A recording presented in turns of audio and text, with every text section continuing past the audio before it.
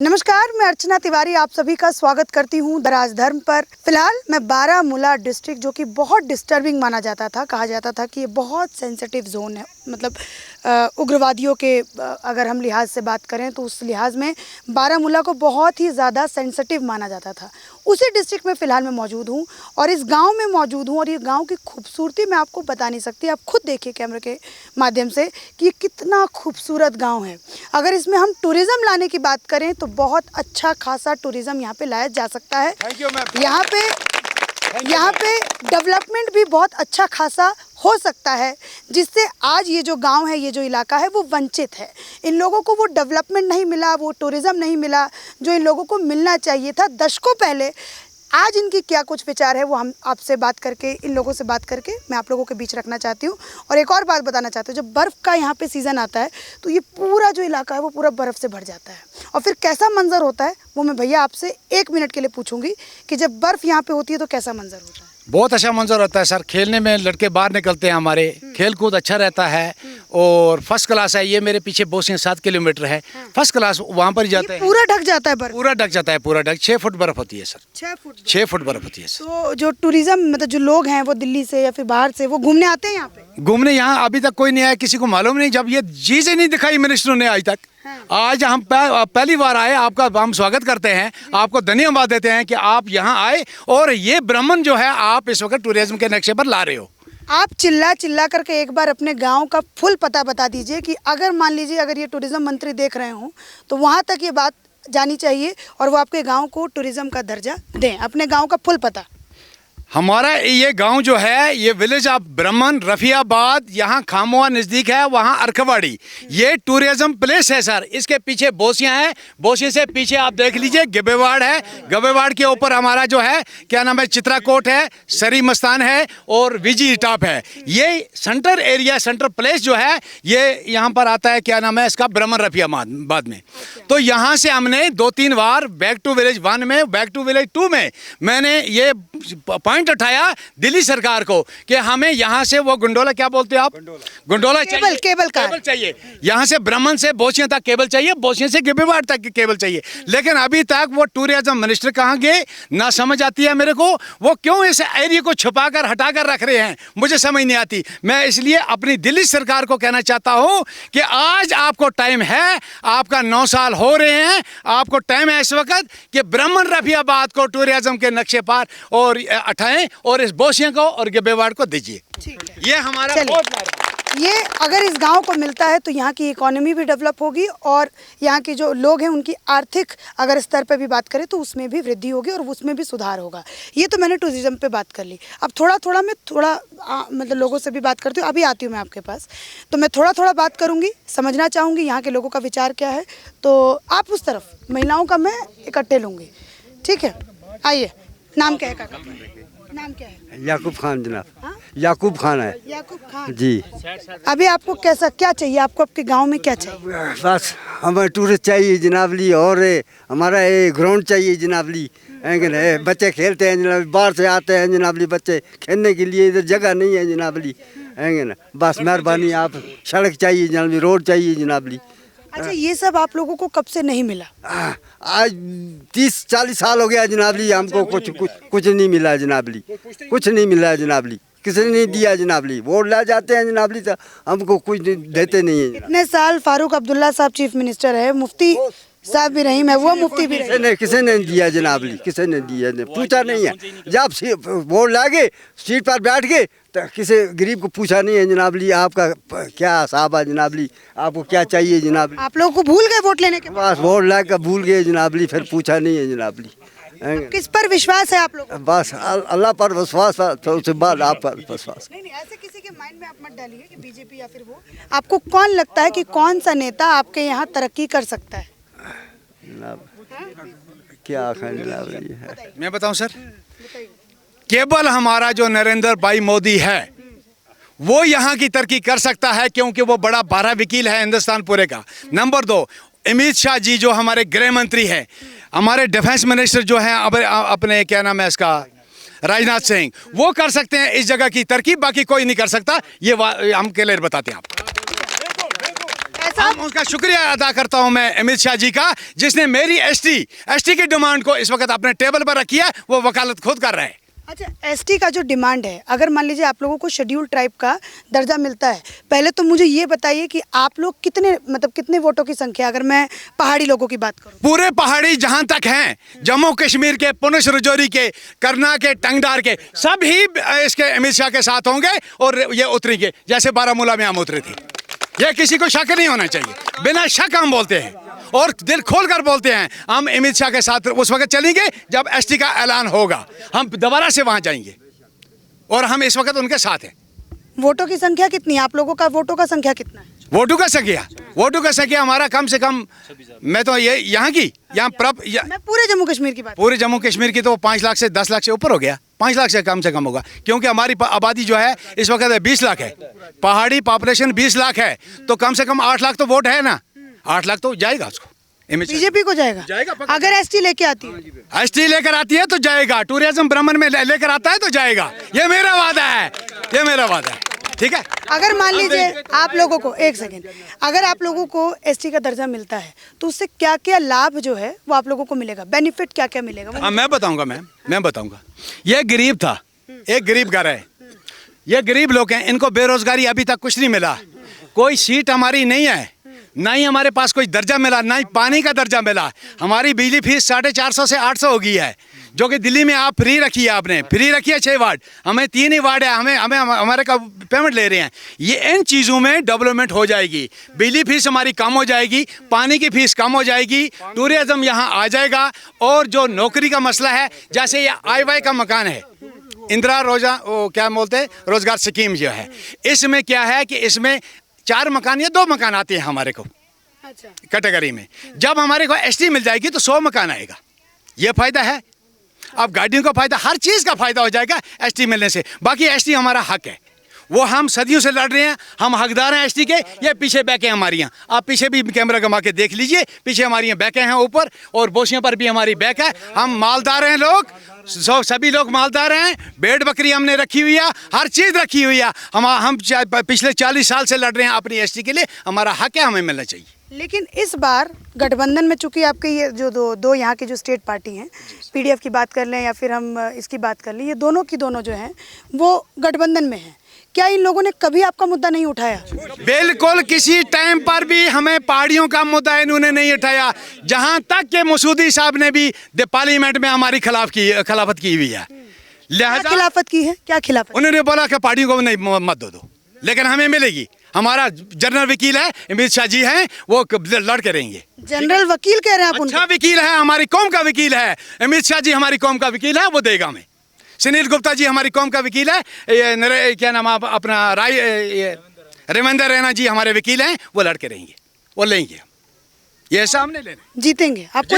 अच्छा, और इस पार्टी पे आपको इतना ज्यादा भरोसा क्यों है? क्यों है कि हमारी करनी और कटनी में कोई फर्क नहीं है। जो बीजेपी करती है और वो करती है। आज तक आपके लिए बीजेपी ने क्या ऐसा किया जो इतना गुणगान गा रहे हैं? गुणगान की बात नहीं है। हम अगर वो पार्लियामेंट में मेरे लिए उतरा, इस पहाड़ी कौम के लिए उतरा और लड़ा उसने कि पहाड़ी कौम को हक मिलना चाहिए। दिल्ली लाल किले से उसने कहा कि पहाड़ियों को अपना दर्जा मिलेगा, पहाड़ियों को भी अपना हक मिलेगा। तो आजम खान यहाँ से बोलता है, कहाँ से? ब्राह्मण रफियाबाद से, जो टूरिज्म के नक्शे पर हम ला रहे हैं, यहाँ से बोलता है कि आपको जो आप हक दे रहे हो उसका बदला हम देंगे इंशाल्लाह। ये देंगे, मेरी कौम देगी।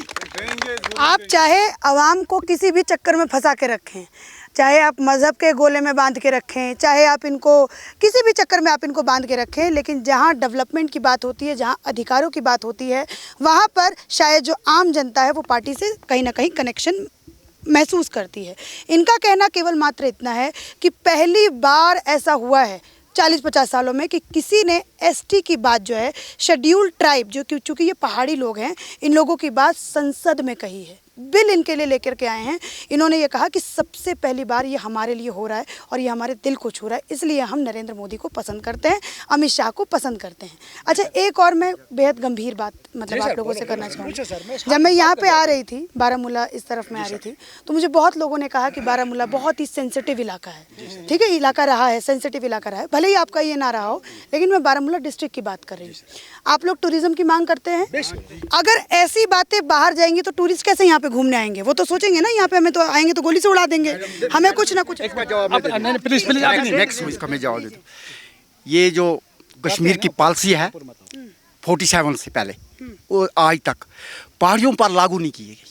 नेशनल कॉन्फ्रेंस थी, पीडीपी थी, वो हमारे भाई थे, हमने कहते हैं उनको वोट हम देते थे, हमें लेना नहीं आया, क्या हुआ वो। लेकिन जो ये बात बोल रहे हो डिस्ट्रिक्ट बारामूला की, डिस्ट्रिक्ट बारामूला जो सेकुलर पसंद है, हर मज़हब के लिहाज से, हर दहशतगर्दी यहाँ नहीं हुई, कभी मिलिटेंसी में साथ नहीं दिया। लेकिन ये पॉलिटिकल पार्टी बना रही है, बारामूला डिस्ट्रीब्यूट है, रफियाबाद डिस्ट्रीब्यूट। आपको लगा यहाँ से कुछ हाँ लगा? लेकिन हम उस पार्टी को वोट देंगे जो पहाड़ियों की बात उठाएगा। 1947 से आज तक हमें से वादा किया गया, करना से पुनछ, पुनछ से उड़ी, उड़ी बहुत पॉपुलेशन है। अभी पूछ रही थी इसको पॉपुलेशन कितनी है, देखो रफियाबाद कम पॉपुलेशन है पहाड़ियों की, यहाँ कश्मीरी हर जात के हैं।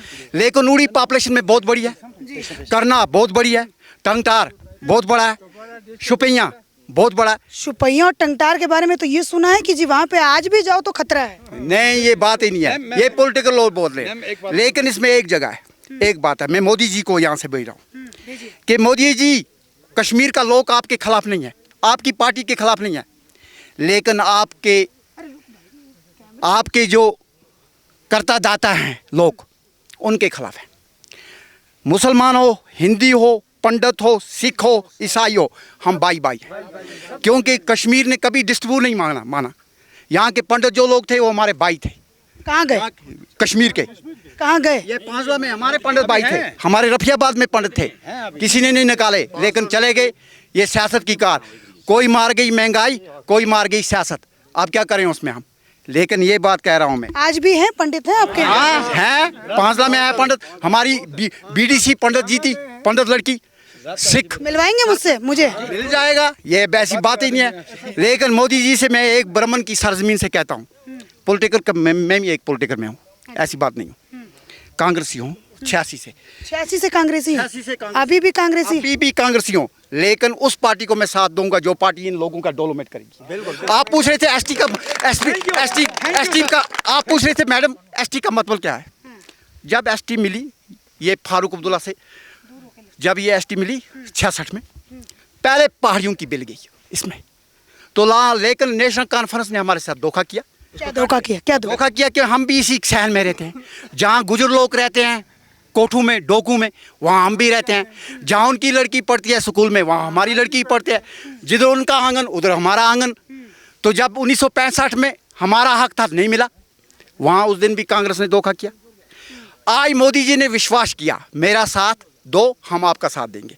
पहाड़ी हर जगह मोदी जी के साथ है, लेकिन सबसे पहले हमें एसटी मिलने चाहिए, हमारा हक मिलना चाहिए। अच्छा एक बात बताइए, आप पहले सुने, अगर हक को कुछ हुआ, अब वो कश्मीरी नहीं है, वो पहाड़ी नहीं है जो किसी के बखलाव में आ जाएगा। आज सुनने वाला है, समझने वाला है, डिजिटल दौर है, हर सुनने वाला है। मैं इस वक्त 50 साल का उम्र हूँ, 40 साल का मेरे पहले ही वो बात बोल रहा है, क्योंकि तालीम है, इसलिए हम बीजेपी के साथ रहेंगे जब हमारा एसटी मिलेगा। आप मुझे एक बात बताइए, आपने कहा कि आप 86 से जो हैं कांग्रेसी हैं। आप कार्ड चेक कर सकते हो, मेरे कार्ड भी चेक कर सकती हूँ? सब में डेलीगेट हूँ। डेलीगेट भी हैं? आपको तो गांधी जी के साथ होना चाहिए ना, राहुल गांधी के साथ। गांधी जी की जो पॉलिसी है, राहुल गांधी नहीं, गांधी जी की जो पॉलिसी है वो हमारे सिर पर, जो राहुल की पॉलिसी है उसको खदामा घर में रखे। खदाबा घर में रखेंगे मतलब? भगवान उसको अपनी पॉलिसी अपने पास रखे। ये नहीं मानते। हमें पॉलिसी वो चाहिए जो इन लोग गरीबों की, बेरोजगार बच्चों की भर्ती होनी चाहिए, पुलिस होनी चाहिए, पुलिस में लगने चाहिए, इनका रोजगार डेवलपमेंट। क्या 40 साल से पहले यहाँ बहुत पार्टी आई, बीजेपी आई, नेशनल आई, कांग्रेस तो जीती नहीं कभी रफियाबाद में, लेकिन यहाँ क्या डेवलपमेंट हुई? आपने सड़क देखी? कौन सी बड़ी सड़क है? अब मैं मोदी को क्या बोलूँ, वो जब लोगों का काम कर रहा है तो हम भी उसी के साथ। क्या क्या काम कर रहा है आपका मोदी? देखो हमारे रफियाबाद में उन्होंने कुछ काम नहीं किया, लेकिन एक दो कश्मीर में 2-3 पॉलिसी उसने लाई। इंदिरा रोजगार जो पहले थी आई मोदी स्कीम है, इसमें गरीबों को कभी चूल्हे नहीं मिलते थे, मिला, हर औरत को गैस मिला, ये छुपाने वाली बात नहीं है। उसके बाद AY मकान आए, गरीबों को आज मिला। आज मैं खुद देख रहा हूँ, क्योंकि 20 साल का पॉलिसी मैन हूँ, कि गरीबों का हक मिल रहा है। मिल रहा है? हाँ मिल रहा है पक्का। राशन जब वो इन्फेक्शन आया, फ्री राशन यहाँ हर एक को, ना कोई गरीब देखा ना 5 केजी मिल रहा है। लेकिन मजहब तो देखा होगा, मुस्लिम तो देखा होगा कि मुस्लिम देख के मतलब कोई नहीं, यहाँ कश्मीर में कोई ये झूठ बोल रहे हैं बीजेपी का, हर एक मजहब को मिल रहा है। लेकिन उसमें भी मेरा शिकवा है 5 केजी पर 10 इरफात का घर क्या चलाएगा। मैडम मैं रिक्वेस्ट करता हूँ बीजेपी से कम 10 किलो राशन मिलना चाहिए इनको, 5 किलो फ्री 5 पैसे का। 5 पेमेंट। और दूसरा नंबर पीएमजी रोड यहाँ चलती है, हर जगह रोड देते हैं, लेकिन जंगलात लैंड वाल जो जंगलात है, ये जो एक्ट है इसको कहते हैं राइट इन्फॉर्मेशन। हमारा राइट है, हम जंगल के रहने वाले। यहाँ जब पानी पीने के लिए जो आवाम को नहीं मिलेगा, पानी नहीं मिलेगा, हमें पानी के बिना इंसान नहीं बचा तो जंगलात को हम क्या करेंगे। यहाँ पानी फिल्टर प्लांट बन रहा है, वो जंगलात वालों ने बंद कर दिया। लेकिन मोदी जी से अपील करता हूँ कि एक पॉलिसी बनाओ बैकवर्ड रहने वाले, जबकि 250 चूल्हा होने के नाते उनको रोड देनी है, तो हम तो 30,000 यहाँ इस एरिए में उनको पानी की टैंकी भरी है, वो जंगलात वालों ने बंद। अभी पानी कहाँ से पीते हैं? अभी हम नाले के पानी पीते हैं, कोई फिल्टर प्लांट नहीं है। जैसे 1947 में पैदा हुआ मेरा बाप, ऐसे ही मैं पा जाऊँगा। यहाँ कौन सी डेवलपमेंट आ रही है? खवातीन है, खवातीन को कोई नौकरी नहीं मिल रही है। यहाँ बच्चे पढ़े हैं जो बीएड करके बैठे हैं, उनके लिए नौकरी नहीं है।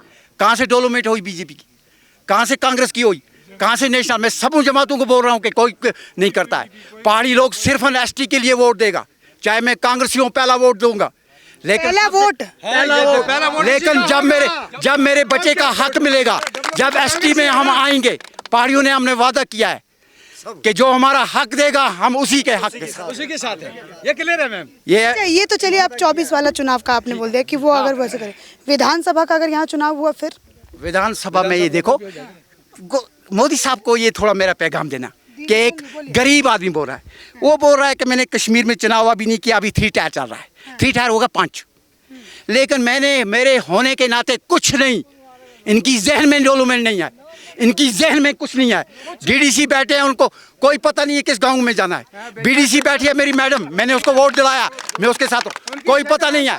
मोदी जी को मैं कहता हूं कि 3 टायर ऐसे चलाओ जैसे ये एक असेंबली मेंबर चलाता है, वरना हमें यही लगता है कि असेंबली मेंबर से हमने पाँव पकड़ने हैं, सरपंच से नहीं।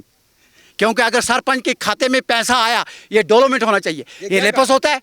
जब मेरे हल्के ब्राह्मण को 25 लाख रुपए आया, डेवलपमेंट को पता नहीं 13 लाख के कितना खर्च किया, बाकी लेपस हो गया। मोदी बोलता मैंने पैसे दे दिया, कहाँ से दे दिया? यहाँ डेवलपमेंट ही नहीं हुई। पेंशन मेरे वक्त में इंदिरा योजना में ओल्ड पेंशन आई, सबको मिल गई राशन कार्ड पर। आज उसका डॉक्यूमेंट इतना है कि कोई नहीं बना सकता। पेंशन काटी जाई है, पेंशन मिल रही है, बुजुर्गों को नहीं मिल रही है, हैंडीकैप रो रहे हैं, तड़फ रहे हैं। अगर आज चुनाव होता है, विधानसभा का चुनाव होता है, कश्मीर और जम्मू कश्मीर में ऐलान होता है कि यहाँ पे विधानसभा का चुनाव होगा, तो क्या आप जो यहाँ की जो स्टेट पार्टी है उनके ऊपर भरोसा करेंगे कि आपका भरोसा, जैसे आप अभी कह रहे थे ना कि एसटी का अगर दर्जा दे देते तो हम बीजेपी पे भरोसा करेंगे, आप किस पर भरोसा करेंगे? इसका मैं माकूल एक जवाब दूं, इसका मैं एक माकूल जवाब सीधा। जब इधर अंग्रेज आए तो कश्मीर की सिचुएशन देखी, जब 1947 में उन्होंने बोला कि कश्मीर में कभी हवा बदल जाती है, मौसम बदल जाता है। उस लिहाज से मैं आज के रफियाबाद का, इस रफियाबाद के ब्राह्मण के हल्के से आवाज़ दे रहा हूँ, हम सिर्फ वोट देंगे पार्टी को नहीं, कैंडिडेट को, जो कैंडिडेट काम करेगा। मोदी जी को बोलो कि कैंडिडेट अच्छे उठाओ, जो हर एक की आवाज़ उठाए। कैंडिडेट को वोट देंगे, मैंडेट को नहीं। मैंडेट हमने देखा महबूबा, वो जमाना गया, वो जमाना गया। मैं 50 साल का हो गया, मेरा लड़का तैयार हो गया आप कैंडिडेट बीजेपी में जाने के लिए। किस लिए? एक नारा, एक विश्वास। लेकिन विश्वास में मोदी जी को बोलो कि मुसलमान भी आपके भाई हैं, क्रिश्चियन भी आपके भाई हैं, सिख भी आपके भाई हैं, तो हिंदू हमारे सबसे बड़े भाई हैं। लेकिन एक नारा, एक विश्वास, एक डेवलपमेंट। अच्छा, महबूबा मुफ्ती का क्या बता रहे थे आप? महबूबा मुफ्ती का राज देखा? महबूबा मुफ्ती की बात ही छोड़ो, उसने लोगों को धोखा दिया। आप इस पार मुझे वोट दो, उस पार बीजेपी को पीछे लगाएंगे, बाद में सरकार बनाई। अब तो एक ही हैं। अब क्या? फारूक साहब दानिशमंद लीडर है, वो कभी नीचे हो जाता है, कभी ऊपर हो जाता है, हमें गरीबों को देखता नहीं, हम क्या करें? उसका बोल नहीं सकते हैं, वो बुजुर्ग है, वो दानिशमंद लीडर है, वो आज हमारा कल आपका। कश्मीर उसकी अपनी है, कश्मीर का लीडर है वो। ये विश्वास कहता हूँ मैं 50 साल में। अगर एनसी का कैंडिडेट यहाँ पे उतारा जाता है और एक तरफ मतलब मजबूत कैंडिडेट जो है वो बीजेपी का है, बीजेपी क्या कर रही है? अपना कैंडिडेट क्यों नहीं उतारेगी? उतारेगी, हाँ, उसको सपोर्ट करेंगे आप? पढ़ेंगे। मागवाड़ किस लिए बैठा है? वो किस लिए बैठा है? बूढ़ा है, उसको 40-80 साल का है, उसको पीछे से धक्का लगाऊंगा मैं, आगे निकालेगी सीट। मग साहब किस लिए बैठा है? जनरल सेक्रेटरी किस लिए बैठे हैं? का मसला बस आप दे दो टूरिज्म, आप रोड दे दो, इन बच्चों को भर्ती कर दो, ये बेरोजगार नहीं, आपकी 5 यहाँ जीत कर निकलेगी। आप थोड़ा सा पीछे भी जाके लोगों से हम बात करते हैं। आपका नाम? मेरा नाम है मोहम्मद अशरफ खान, मैं अरखरवाड़ी में रहता हूँ। यहाँ हमारा रिश्ता भी है, ये हमारा अपना गांव है, अपना इलाका है। हम आपके शुक्रगुजार हैं, इस सरकार के भी, मौजूदा सरकार के भी शुक्रगुजार हैं। क्यों मौजूदा सरकार के क्यों आप यहाँ शुक्र? आए, पहली बार हमने देखा कि यहाँ कोई आया है। पहली बार ये कैमरा माइक आया? जी नहीं, आप इसके पहली बार देखा। नंबर 1, जब मेरी एज भी इस वक्त 51 साल होगी, हमने हमेशा हमारे साथ इस्तेसाल ही हुआ है। इस्तेसाल मतलब? इस्तेसाल मतलब हो गया खिलवाड़ ही हुआ है। जैसे एनसी, हम एनसी के साथ भी है, कांग्रेस के साथ भी रहे, जो पार्टी यहाँ खड़ी हुई हमने उनको सपोर्ट किया, लेकिन आखिरकार नतीजा निकला हमारे पहाड़ी हमेशा नज़रअंदाज किए गए, इनको कुछ नहीं मिला। हमें सिर्फ इलेक्शन में ढूंढते हैं, इलेक्शन में ढूंढ के निकालते हैं भाई कौन बोलने वाला है, कौन अच्छा है, कौन बुरा है। हमें वो मतलब दिखाते हैं, सब्ज़ बाग दिखा के हमें वोट ले जाते थे, लेकिन हमारा कुछ नहीं हुआ। पहले आप खुद पढ़े लिखे हैं, समझदार, आप वहाँ से यहाँ आए, आपने दुनिया देखी है। आपने पहले ये अंदाज़ा लगाओ, जिस रोड से आप आए यहाँ पैदल भी चलना दुश्वार है, जबकि आप गाड़ी लेकर आए। तो नंबर 1। नंबर 2, आज हमारे बच्चे यहाँ से मतलब यहाँ से जाते हैं लगभग 40 किलोमीटर, यहाँ से 40 किलोमीटर यहाँ से जाते हैं। डिस्ट्रिक्ट बारामूला, मतलब बारामूला हमारी डिस्ट्रिक्ट है, लेकिन 40 किलोमीटर मतलब यहाँ से बच्चा वहाँ कॉलेज जाता है, जबकि यहाँ इतना इलाका बड़ा होकर भी कोई कॉलेज नहीं बना। एक गरीब आदमी 10th पास किया, उसके बाद जा ही नहीं सकता, क्योंकि उसके पास किराया बड़ा है ही नहीं रोजाना का। कॉलेज जाने के लिए 40 किलोमीटर? हाँ, 40 किलोमीटर। और वहाँ मतलब उसके अगर जिसके पास 100 रुपये कंटिन्यू किराया नहीं होगा, वो कॉलेज जा ही नहीं सकेगा। वो आमतौर हमारे बच्चे जो पढ़े लिखे मैट्रिक में यहाँ पढ़ जाते हैं, उसके बाद पढ़ नहीं सकते हैं, वही पढ़ेगा जिसके पास थोड़ा बहुत गुजारा होगा। तो ये हमारा हाल। अगर हमें यहाँ टूरिज़्म दिया जाता, हमारी ये बेरोज़गारी ख़त्म हो जाती। अगर कोई नौकरी नहीं लगता, मेरी एज का नौकरी नहीं मतलब कर सकता है, लेकिन कहीं अगर रेड़ा ही लगाएगा, कोई टूरिस्ट आएगा, अगर वो चाय ही बेचेगा, अपना गुजारा चलेगा उसका। आपको क्यों लगता है कि आज तक की जो सरकारें जितनी भी आई कश्मीर के अंदर, उन सभी ने आप लोगों को मजहब के नाम पे वोट बटोरा और आप लोगों के ऊपर ध्यान नहीं दिया? आपको क्यों? मैडम जी, मजहब के नाम पे अगर नहीं भी लिया, लेकिन सब्ज़ बाग दिखाए, भाई आप ऐसा हमारे सपोर्ट करो हमें, हम आपको ये करके देंगे। लेकिन आखिरकार वोट लिए, बाद उस टाइम ढूंढा, लेकिन उसके बाद हमें किसी ने ढूंढा नहीं। हमारी इस वक्त हम तो मांगते ही नहीं है। क्यों? मांगने वाला भी अगर मांग कर जब किसी ने दिया नहीं, फिर वो शर्म से बोलता है मैं मांगूंगा ही नहीं। अगर हमारा हम वोट ही नहीं डालेंगे इनको।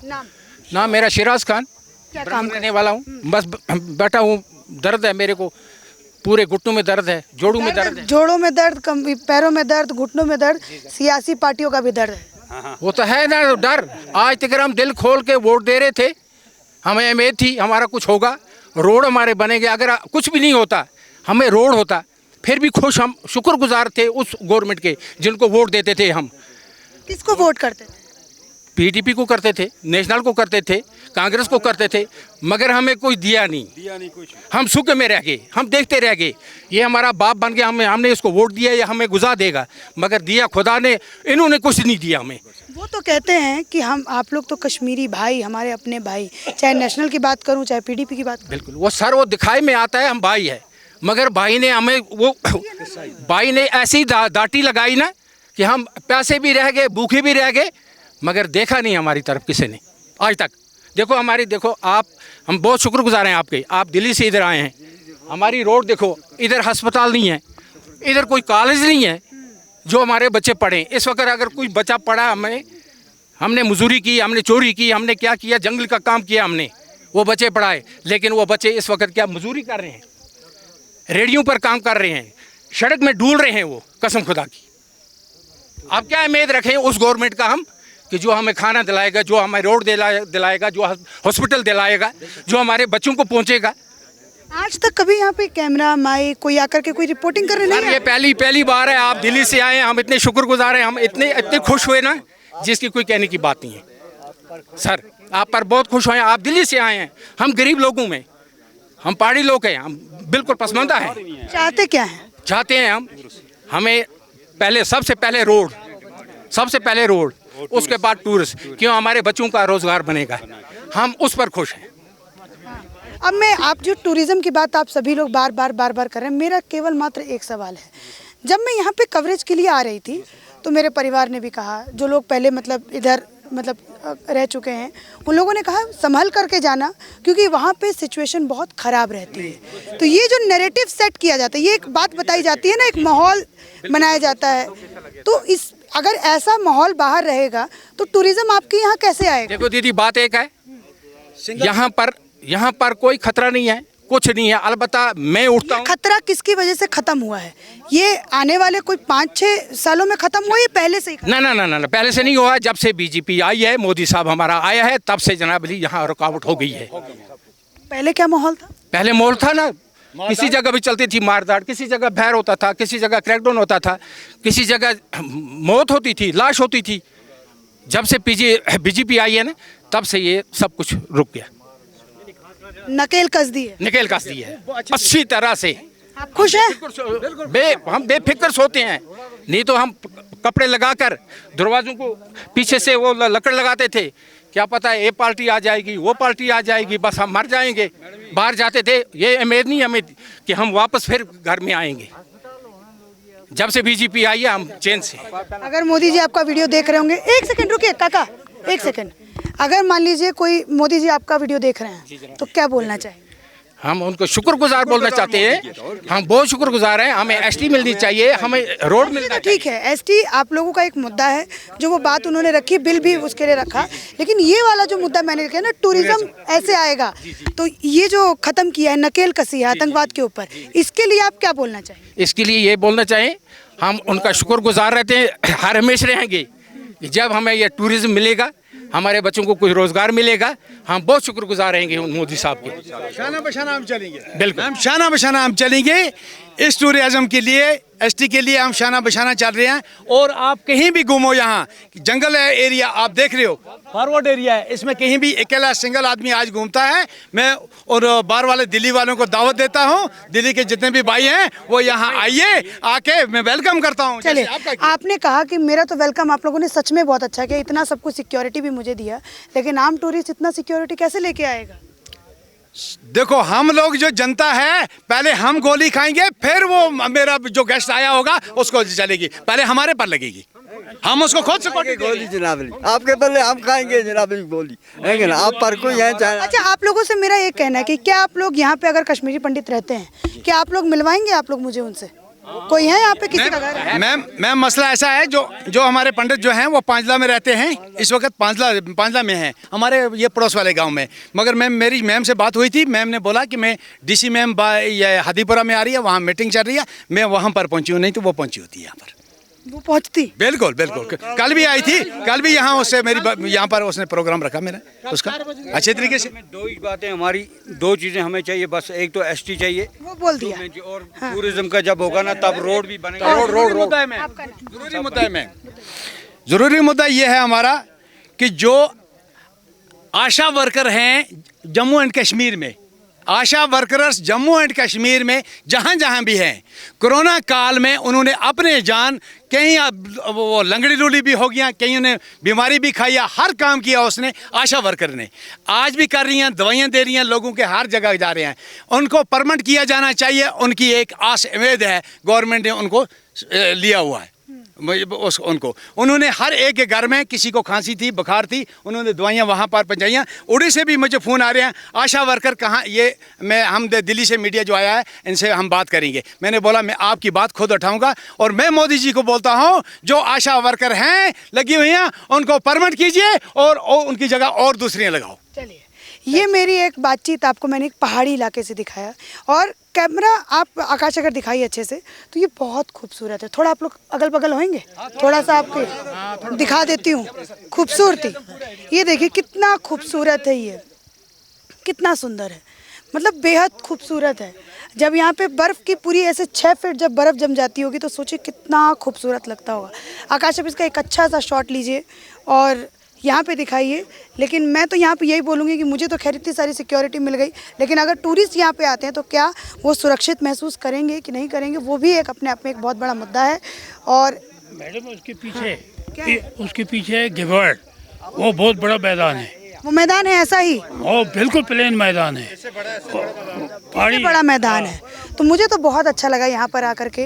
और इन लोगों ने मुझे एक बात जो बार बार हर किसी ने कही कि यहाँ पे कभी कोई मीडिया नहीं आया है, तो हम आपके शुक्रगुजार हैं। और राजधर्म भी अपने आप को सौभाग्यशाली मानता है कि जहाँ पे कोई नहीं गया वहाँ पे राजधर्म का माइक आईडी और राजधर्म का कैमरा और राजधर्म की ये छोटी सी एंकर अर्चना तिवारी जो है वो वहाँ पे पहुँच करके सभी लोगों का मैंने यहाँ पे कवरेज किया। इसी के साथ धन्यवाद।